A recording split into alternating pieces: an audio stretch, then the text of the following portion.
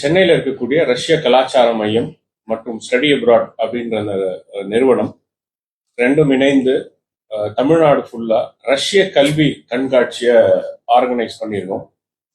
இந்த ரஷ்ய கல்வி கண்காட்சி அப்படின்றது நாளைக்கு காலையில சென்னையில தொடங்குது. இதை இனாகிரேட் பண்றதுக்கு தமிழ்நாடுடைய ஹெல்த் மினிஸ்டர் திரு மா சுப்பிரமணியம் இனாகிரேட் பண்றாங்க. கோவையில் நடைபெறவுள்ள ரஷ்ய கல்வி கண்காட்சி ரஷ்ய பல்கலைக்கழகங்களில் 10,000க்கும் மேற்பட்ட மருத்துவ இடங்கள் ஒதுக்கீடு. கோவையில் வரும் மே 13ஆம் தேதி நடைபெறவுள்ள கல்வி கண்காட்சியில் உடனடி அட்மிஷன் வசதிகளும் ஏற்படுத்தப்பட்டுள்ளதாக ரஷ்ய பல்கலைக்கழக அதிகாரிகள் தெரிவித்துள்ளனர். இந்திய தேசிய மருத்துவ ஆணையத்தில் மாறிவரும் விதிமுறைகள் மற்றும் வழிகாட்டுதல்களை ரஷ்ய பல்கலைக்கழகங்கள் கடைபிடித்து வருவதால் வெளிநாடுகளில் மருத்துவ கல்வியை நாடும் இந்திய மாணவர்களுக்கு உலகளவில் ரஷ்யா முதன்மையான தேர்வாக உள்ளது. ரஷ்யா சென்று மருத்துவம் பயில்வதற்கு தற்போது அதிக மாணவர்கள் ஆர்வம் காட்டி வரும் நிலையில் கோவையில் ரஷ்ய கண்காட்சி வரும் மே 13ஆம் தேதி நடைபெறவுள்ளது.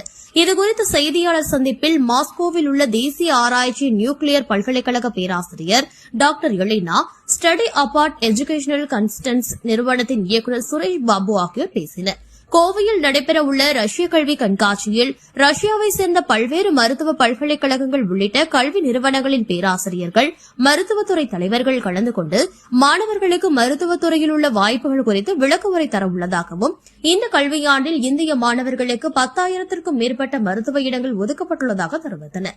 இந்த கண்காட்சியில் என்ன படிக்கலாம், கல்வி கட்டணம், பாடங்கள், உதவித்தொகை, தங்குமிடம், பாதுகாப்பு அம்சங்கள், மருத்துவ பயிற்சி குறித்து மாணவர்களுக்கு விரிவாக எடுத்துரைக்க உள்ளதாக குறிப்பிட்டனர். ரஷ்யா உக்ரைன் போர்க்காலங்கள் மற்றும் தற்போது ஏற்பட்டுள்ள இந்தியா பாகிஸ்தான் பதற்றம் போன்றவை குறித்து மாணவர்கள் அல்லது பெற்றோர்கள் எந்தவித பயமும் கொள்ள தேவையில்லை எனவும் தெரிவித்தனர்.